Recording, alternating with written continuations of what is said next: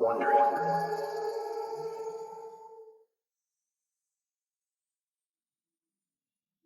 It's early November 1986. A magazine reporter sits in his office in Washington, D.C. He's supposed to be grinding out a deadline, but he's having a hard time concentrating. The D.C. rumor mill is firing on all cylinders, and the office is abuzz. A few days ago, Al-Shara, a Lebanese periodical, broke the political story of the decade. Senior U.S. government officials, including former National Security Advisor Robert Bud McFarlane and Lieutenant Colonel Oliver North, made a secret trip to Iran to trade arms for hostages. The story was confirmed by the Speaker of the Iranian parliament. So far, though, it's been radio silence at the White House. They have neither confirmed nor denied the story. For reporters all across Washington, it's a frantic race for the truth. But this reporter is about to snatch a big scoop. Yeah, hello? You got a minute? Immediately, the reporter knows who's on the other end of the line. He'd recognize that voice anywhere. And he knows this particular man doesn't call journalists unless he has something to say. Are you alone? Hang on a sec. He quickly closes the door to his office. Are we on record? No. I'll talk on background. All right. Who do I say you are? An anonymous source, close to the White House. Anonymous it is. What do you got? This Iran ordeal, there's more to the story. I'm listening. First of all, this was not the president's doing. The reporter nearly spits out his coffee. A delegation of top White House officials go on a secret mission to Iran, and the president doesn't even know about it? Come on. Look, the president wants the hostages back, period. But that's not the issue. The issue is who's behind the operation. Everyone is looking at the Oval Office for answers, but they're looking in the wrong place. All right, where should they be looking? The National Security Council. But the NSC answers to the president. Not this time. At least not directly. So who's pulling the strings? Bud McFarlane. The reporter grabs a pen and paper and starts furiously scribbling notes. Is that why Bud resigned? Did Reagan force him out? Here is all I'm willing to say. Iran is a rogue NSC operation. Bud was way off the reservation on this. Reagan didn't know about it because Bud never told him. Did I give you enough to go on? Yeah. I'll call if I need anything else. Don't. This conversation never happened. On November 6, 1987, Reagan tells reporters that the Al-Shara story has no foundation. Beyond that, his cabinet is divided on how to respond. Some favor Reagan telling the American people the truth. Others favor Reagan saying something, but not everything. While still others favor silence, believing the best comment is no comment at all. But Don Regan doesn't wait for a consensus. Don takes matters into his own hands. He talks to multiple reporters. He fingers Bud as the central culprit, the mastermind behind the Iran operation. Don tries to plant a story, but it never gets published. That's because reporters start calling the White House, asking officials to comment on Bud's role in the scandal, and a coworker tips Bud off. Bud is furious. This isn't the first time Don Regan has tried to besmirch his character, and it certainly isn't the first time Bud has faced a tough fight. Bud is a soldier, a former Marine. He responds to Don's treachery by doing what a soldier does best. He fights back.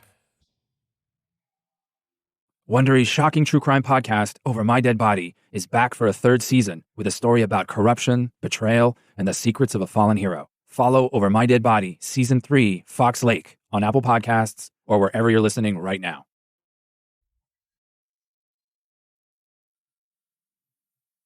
From Wondery, I'm Lindsey Graham, and this is American Scandal.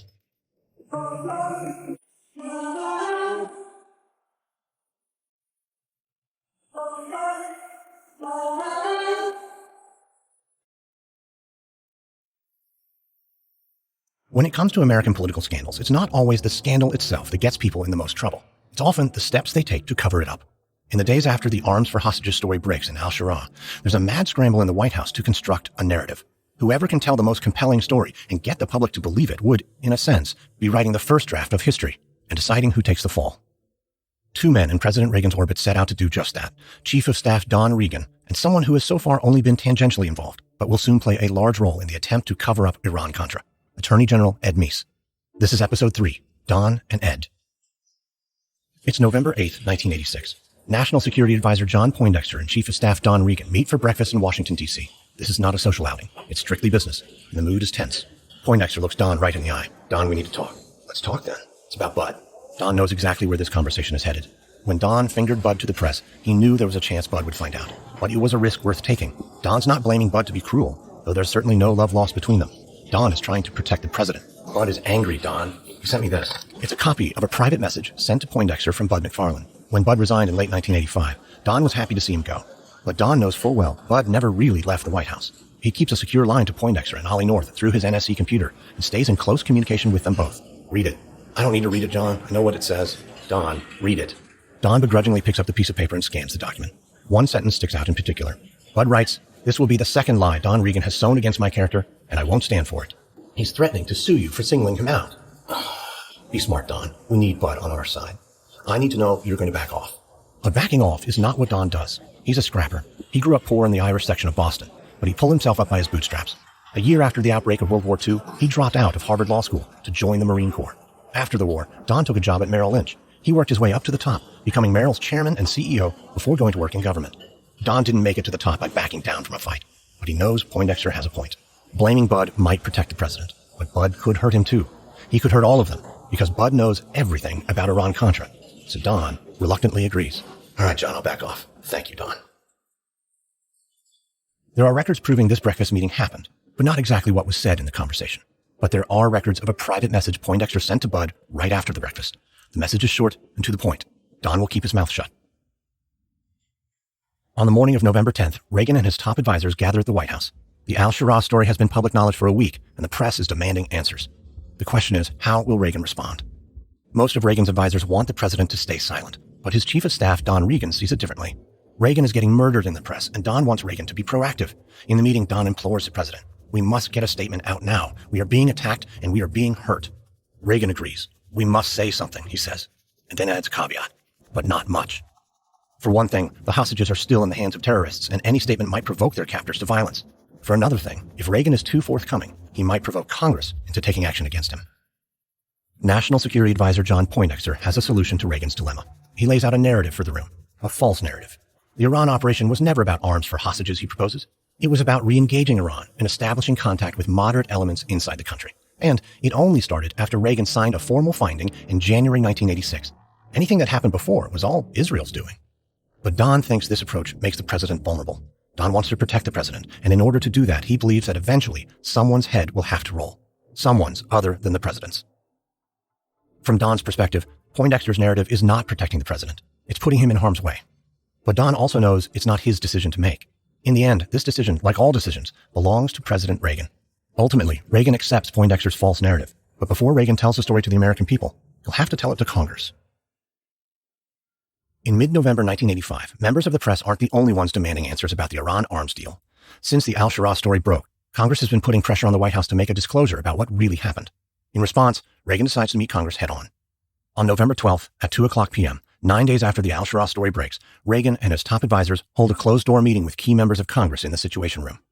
There are some big congressional players present: Senate Minority Leader Robert Byrd, future presidential candidate Bob Dole, and a no-nonsense congressman from Wyoming, House Representative Dick Cheney. Dole and Cheney are Republicans, and they're big supporters of Ronald Reagan. But today, they're here to ask tough questions about the Iran arms deal. Questions like, did the United States trade arms for hostages? And if so, who knew what, when? Poindexter leads off the meeting and lays out the false narrative. The Iran operation was about re-engaging Iran and establishing contact with moderate elements inside the country. It was never about arms for hostages. Right off the bat, Senator Byrd asks a tough question. When did we first make contact with Iran? Poindexter answers. The process began in November 1985, but Poindexter claims no transfer of material had taken place until Reagan signed the finding in January 86. Poindexter does not tell the congressman about the November 1985 Hawk mission, or the finding Reagan signed after the fact, the finding that was never delivered to Congress. Poindexter, seated at a table in the White House with some of the most powerful men in the country, lies. Poindexter is not the only one bending the truth in the meeting. Reagan tells the congressman that the Iran initiative was principally a covert intelligence operation that involved no negotiations with terrorists.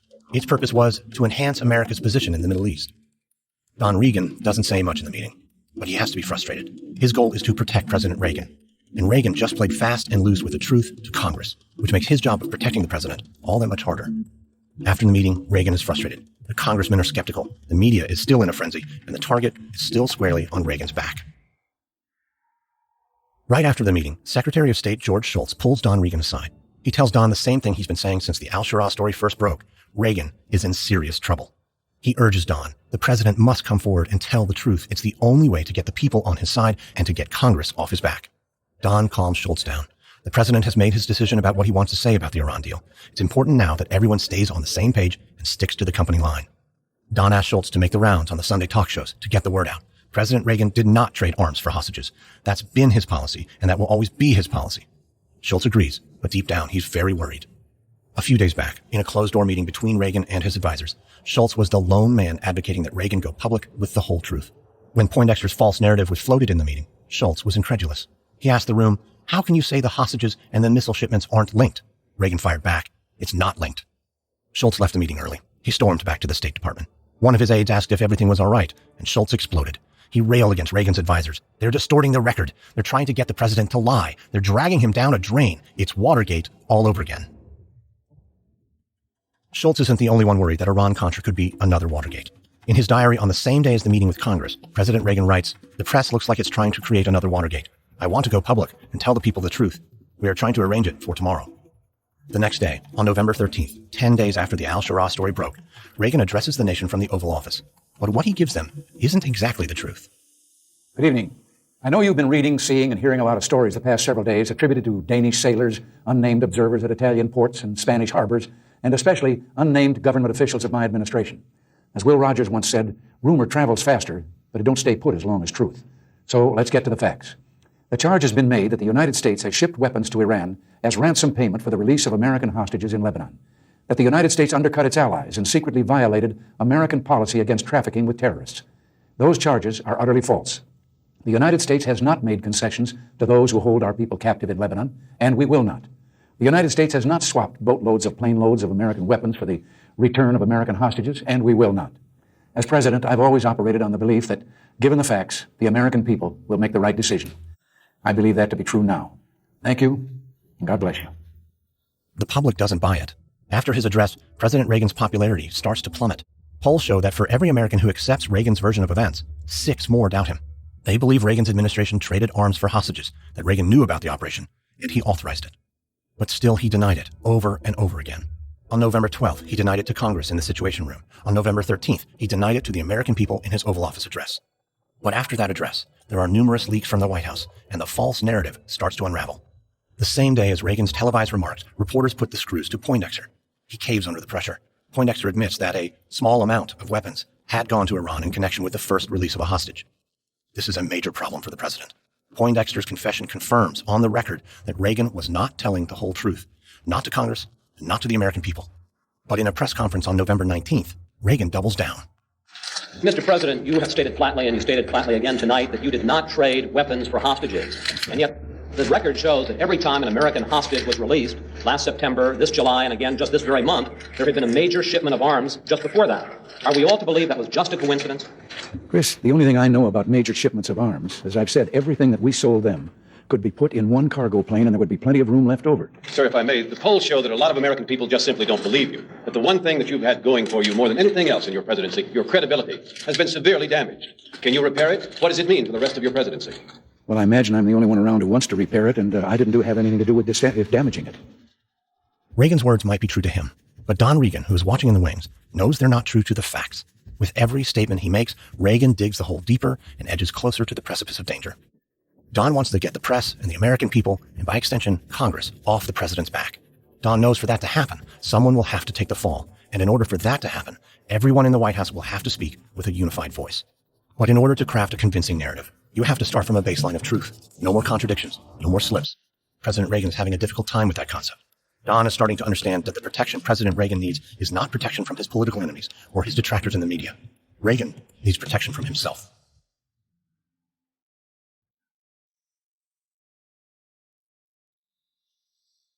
Don Regan's desire to protect President Reagan goes beyond the call of duty. For one thing, Don likes the president, and the feeling is mutual. Don has a reputation for being rough around the edges. He doesn't have a lot of friends in politics, but he and Reagan are definitely kindred spirits. Secondly, there's something else that might be driving Don, a feeling of personal responsibility. Don once boasted that not even a sparrow could fly through the White House without his hearing about it. He has a tight lid on everything. And yet, this Iran-Contra scandal is unraveling on his watch, and his friend, President Reagan, is in the line of fire. On November 20th, 17 days after the al-Shura story breaks, Don Regan and Secretary of State George Shultz meet with President Reagan in the family quarters of the White House. For 45 minutes, Shultz tries desperately to get Reagan to face the truth. He did trade arms for hostages, but Reagan doesn't see it. He contends that because he never intended to trade arms for hostages, he had never done so. Shultz reminds the president that Bud McFarland had told him about the 1985 Hawk shipment. Reagan responds, "Oh, I knew about that, but that wasn't arms for hostages." Shultz is gobsmacked. He later tells an aide, "We didn't shake him one bit. He refuses to see we have a problem." Reagan is blind to his own potential culpability. But there is someone else who fully understands the gravity of the situation. Reagan's Attorney General, Ed Meese. At first glance, Ed Meese doesn't look like much. He has droopy skin and permanent bags under his exhausted-looking eyes. But Ed is a smart, calculating man, a fastidious man, known for taking copious, detailed notes. And like most around him in the administration, he is fiercely loyal to Ronald Reagan. Ed has been following the Iran story closely, and like Don, he's worried about the president's public statements. He's worried Reagan is backing himself into a corner he cannot get out of. On the morning of November 21st, 18 days after the al-Shura story breaks, Ed decides to take matters into his own hands. He gathers his top deputies in his office in D.C. and lays out his plan. Ed tells his staff he's going to convince President Reagan that a fact-finding mission is needed, an internal investigation to find out the answer to the question everyone is asking about the Iran deal. Who knew what and when? The Iran deal is a National Security Council operation, so before Ed goes to the president, he calls the head of the NSC, National Security Advisor John Poindexter. It's bright and early on Friday, November 21st, 1986. National Security Advisor Poindexter sits at his desk, poring over a large stack of memos. This is Poindexter. John, it's Ed. Poindexter isn't surprised to get a call from Attorney General Ed Meese. He and Meese have been in constant contact throughout the month of November. The Iran arms scandal is a major crisis, and it's all hands on deck. What can I do for you? Listen, there's a disagreement in the cabinet about what happened in November 85 with the Hawk shipment. I've told you everything I know. I know you have. I'm meeting with the president at the White House at 11:30. We're going to talk through the timeline with the cabinet to try and sort out the disagreement. I'd like you to be there. Of course. I don't think I have to tell you how important this November Hawk situation is. If the president knew about it in advance... Yes, I know. Well, we just need to get this thing cleared up to make sure we're all on the same page. Absolutely. One other thing, John. Yes? I'm going to be sending over a few of my people this afternoon to help me piece the puzzle together. I was hoping you might pull some documents from my guys. What documents? Just anything pertinent, anything material. Can I count on you? Of course, Ed. You have my full cooperation. Great. I'll see you at the meeting. When Poindexter hangs up the phone, he knows what he has to do. Poindexter has the CIA finding from the November 85 Hawk mission in his office. The finding Reagan signed right after it went sideways. The finding that was never delivered to Congress. Poindexter knows that document is an embarrassment to the president. And even more, he knows it's a serious legal liability. So Poindexter takes the finding in his hands and tears it to pieces. Poindexter and Ed Meese meet with President Reagan in the White House later that day. Chief of Staff Don Regan joins them. Ed believes that if Reagan knew about the 85 Hawk shipment, and if he authorized it, and if he didn't inform Congress, then the president is in serious jeopardy. Ed tells Reagan that he wants to nail down the facts and put together a complete version of the truth. He asks Reagan to give him the weekend to sort it out. Reagan agrees and officially orders Ed to launch a fact-finding mission. The real purpose of Ed's expedition is subject to debate. It's either an honest attempt to help President Reagan understand the truth, or it's an attempt to cover it up while making it look like no stone was left unturned. On Saturday morning, the day after his meeting with Reagan, Ed sits down with Secretary of State George Shultz. Shultz tells Ed the president admitted knowing about the November 85 Hawk shipment, but Ed already knows that. He attended a meeting earlier in the month where the Hawk shipments were discussed. The two Israeli shipments that predated the Hawk shipments were also discussed. Ed is a meticulous note-taker. Over the weekend, Ed calls Don Regan on the phone multiple times to talk about what he knows. But curiously, Ed does not take notes during those calls. In fact, he doesn't keep any record of his talks with Don. When asked later about the content of these conversations, Ed will say he does not recall. Don will say he doesn't recall either. A lot of people don't recall. Next, Ed talks to Don's nemesis, Bud McFarlane. Bud tells Ed that although he doesn't have proof in writing, there's no doubt in his mind. President Reagan definitely knew about the 1985 Hawk shipment. While Ed is questioning Reagan's cabinet, his deputies at the Justice Department start digging through NSC records. There's a mountain of paperwork, internal communications, memos, and routine filings. For the most part, it's typical bureaucratic red tape. But when they make their way to the records from Ollie North's office, they find something explosive. When Ed Meese starts his internal fact-finding investigation, the Iran operation is public knowledge, but the diversion is not. And the connection to Nicaragua is still under wraps. Throughout 1985 and 86, there are rumors in the press about the Contra operation. There are even rumors that Ollie North is the one pulling the strings, but there was never a smoking gun. In October 1986, when Eugene Hasenfuss's plane crashed into the Nicaraguan jungle, those rumors reached a fever pitch, but repeated denials from the Reagan administration satisfied Congress and reduced the heat from the press. And when the al-Shura story broke, the media's attention shifted away from Nicaragua completely. No one knew the two stories were linked, but Ollie did. So when Ed starts his fact-finding expedition, Ollie knows he's in hot water. Ollie also knows it's only a matter of time before lawyers from the Department of Justice search his office. And if the paper trail for Iran-Contra is discovered, it could be a serious problem for President Reagan, and for Ollie too. On November 21st, Ollie North fires up his government-issue industrial-strength paper shredder and starts destroying documents. He doesn't do it alone. He has the help of his personal secretary, a fiercely loyal woman from Virginia named Fawn Hall.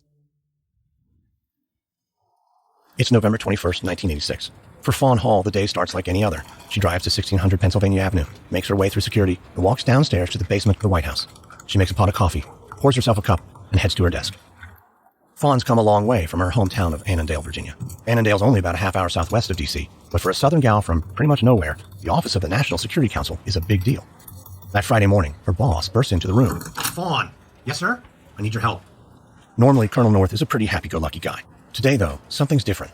Fawn knows right away that whatever's going on, it is serious. What do you need, Colonel? I've marked up these documents, okay? I need you to make some alterations.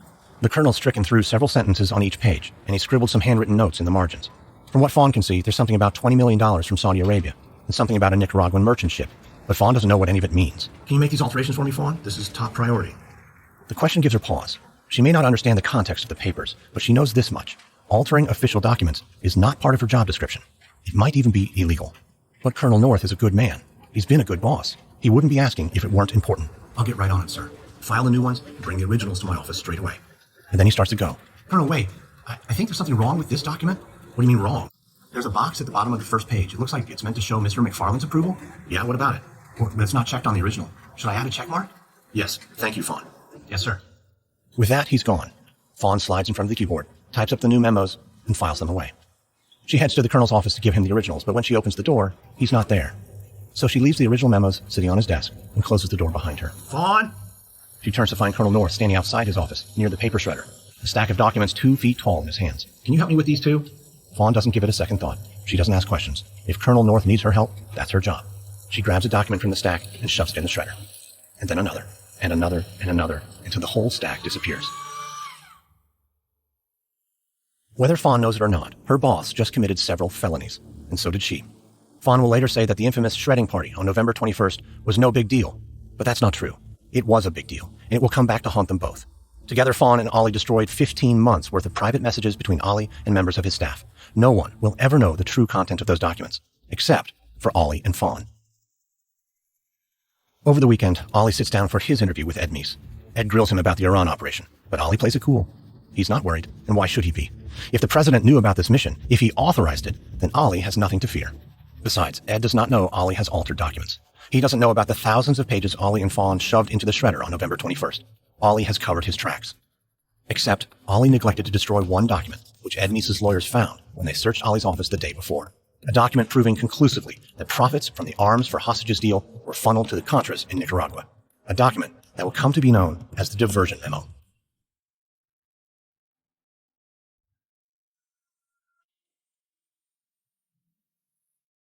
On November 24th, 1986, Don Regan sits down for a meeting in the Situation Room with President Reagan and the top members of the National Security Planning Group.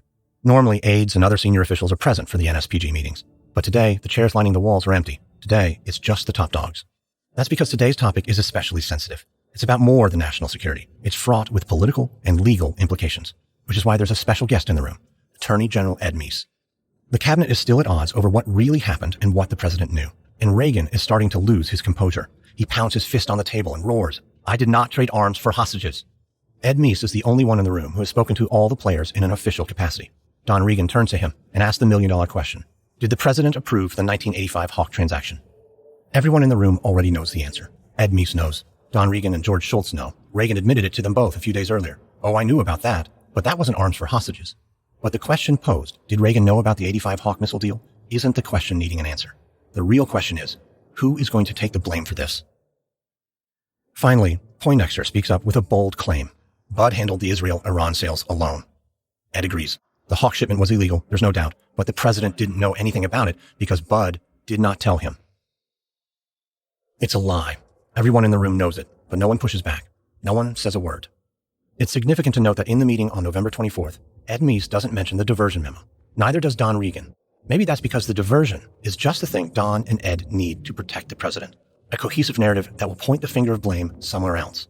But Don knows that Bud McFarland's head on a silver platter is not enough. Bud has already resigned. He's a private citizen now. Don needs someone in office in the Reagan administration to lay the blame on. So Don takes the scheme one step further. After the meeting on November 24th, Don circulates a private memo titled Plan of Action. He writes, "Tough as it seems, blame must be put at NSC's door. Rogue operations going on without President's knowledge or consent." In the memo, Regan calls for the resignation of National Security Advisor John Poindexter and the ousting of Oliver North. After reading Don's memo, Poindexter gets a panic call from one of Ollie's subordinates. "Are you resigning?" Poindexter doesn't answer. The caller pushes back. "Stay at your post, Admiral. Force the president to step up to the plate and take responsibility for his actions." But Poindexter knows it's over. He's been flanked by Don Regan and Ed Meese. He responds, "It's too late. They're building a wall around him." On November 25th, Reagan calls a press conference to announce the result of the Attorney General's investigation. Ladies and gentlemen, the President of the United States. Last Friday, After becoming concerned whether my national security apparatus had provided me with a security or a complete factual record with respect to the implementation of my policy toward Iran, I directed the Attorney General to undertake a review of this matter over the weekend and report to me on Monday. And yesterday, Secretary Meese provided me and the White House Chief of Staff with a report on his preliminary findings. And this report led me to conclude that I was not fully informed on the nature of one of the activities undertaken in connection with this initiative. This action raises serious questions of propriety. I've just met with my national security advisors and congressional leaders to inform them of the actions that I'm taking today. Although not directly involved, Vice Admiral John Poindexter has asked to be relieved of his assignment as Assistant to the President for National Security Affairs and to return to another assignment in the Navy. Lieutenant Colonel Oliver North has been relieved of his duties on the National Security Council staff. And now I'm going to ask Attorney General Meese to brief Regan tries to quickly wrap it up, but the press has questions they want Hold answered. it. Did you make a mistake in sending arms to Tehran, sir? No, and I'm not taking any more questions. In just a second, I'm going to ask Attorney General Meese to brief you on what we presently know of what he has found out. Is anyone else going to be let go, sir? Is anyone else going to be let go? No one was let go. They chose to go. What about Secretary Schultz, Mr. President? What about Secretary Schultz, sir? Can you give Secretary Schultz a vote of confidence? Ed Meese quickly takes the podium as Reagan exits to a barrage of questions. When the press is quieted, he drops a massive bomb. The issue Reagan wasn't fully informed Why don't I of. tell you what is the situation, and then I'll take your questions. What is involved is that in the course of the arms transfers, which involved the United States providing the arms to Israel, and Israel in turn transferring the arms, in effect selling the arms to representatives of Iran, certain monies which were received in the transaction between representatives of Israel and representatives of Iran were taken and made available to the forces in Central America which are opposing the Sandinista government there. There's an audible gasp in the room. This is the moment the American people learn for the first time that two separate scandals in two separate countries on opposite sides of the globe are actually one. The moment when the world learns that money from the Iran deal was funneled to fund the Contras in Nicaragua. Ed goes on to say the president knew nothing about the diversion and that the White House will be launching a full-scale internal investigation into the matter. Ollie will later write that the Reagan administration chose to focus almost exclusively on the diversion, and there was certainly a lot to be gained in presenting it that way. This particular detail was so dramatic, so sexy, that it might actually, divert attention from other, even more important aspects of the story, such as what else the president and his top advisors had known about and approved. Ollie isn't the only one who feels this way. A reporter at the November 25th press conference asks Ed Meese, what's to prevent an increasingly cynical public from thinking that you went looking for a scapegoat and came up with this whopper, even though it doesn't have a lot to do with the original controversy? Ed is evasive. The president's priority is to lay out the facts just as rapidly as he gets them, to be sure that there is no hint that anything is trying to be concealed. The reporter's question about scapegoating is a perceptive one, and the reporter won't be the last to ask that type of question. Meanwhile, as Fawn Hall watches the press conference from North's office, she's terrified, because Fawn realizes she's made a terrible mistake. Some of the original memos, the ones she altered at the colonel's behest, were never destroyed. It's unclear why she didn't destroy them. Maybe she didn't think she needed to, or maybe, in the chaos of the shredding party, she simply forgot. But after the official announcement that her boss has been fired and Meese's revelation about the diversion, Fawn Hall is starting to grasp just how much trouble she and Colonel North might be in. So on November 25th, she stuffs the original memos into her blouse, sneaks them past NSC officials who are sealing off the office, and delivers them personally to Colonel North. There's another important person watching the press conference on November 25th. His name is Lawrence Walsh. Walsh is a lifelong Republican, a former Deputy Attorney General, and a former prosecutor for the Southern District of New York. But in his 70s now, Walsh's day of public service are far behind him. That day, he watches Reagan's press conference from his home in Oklahoma City. A reporter asks Ed Meese another question. Will Ed consider appointing a special prosecutor to look into the matter? Ed, as always, is calculated and measured in his response. He says he wants to wait for the facts. At the moment, though, he sees no need for outside help. But on December 6th, 1986, a little more than a week after that press conference, Ed Meese will get outside help. Lawrence Walsh receives a phone call from a federal judge offering him a job. Not long after, he'll pack his bags, fly to D.C., and launch one of the most controversial investigations in American political history. On the first Sunday of 1987, Walsh, the newly appointed independent counsel for the Iran-Contra investigation, begins his journey by checking into the infamous Watergate Hotel. Next on American Scandal, independent prosecutor Lawrence Walsh is called to D.C. to find out the truth. He expects a tough fight with the Reagan administration, but his first opponent is the United States Congress. From Wondery, this is episode 3 of Iran-Contra for American Scandal. If you like our show, please give us a 5-star rating and leave a review. Be sure to tell your friends. Subscribe on Apple Podcasts, Spotify, or wherever you're listening now. Join Wondery Plus in the Wondery app to listen to episodes 1 week early and ad-free. You'll also find some links and offers from our sponsors in the episode notes. Supporting them helps us keep offering our shows for free. Another way you can support the show is by filling out a small survey at Wondery.com/survey. Tell us what topics we might cover next. You can also find us and me on Twitter. Search for #AmericanScandal or follow me at Lindsey A. Graham. Be sure to listen to my other podcasts too, American History Tellers and American Elections Wicked Game. Quick note about our reenactments. In most cases, we can't know exactly what was said, but all our dramatizations are based on historical research. If you'd like to learn more about the Iran-Contra affair, we recommend Firewall by Lawrence Walsh, Under Fire by Olive North, and Special Trust by Bud McFarlane. American Scandal is hosted, edited, sound designed, and executive produced by me, Lindsey Graham for Airship. Additional production assistance by Derek Behrens. This episode is written by Steve Walters, edited by Andrew Stelzer. Our consultant is Malcolm Byrne. We highly recommend his book, Iran-Contra, Regan Scandal and the Unchecked Abuse of Presidential Power. Executive producers are Stephanie Jens, Marshall Louis, and Hernan Lopez for Wondery.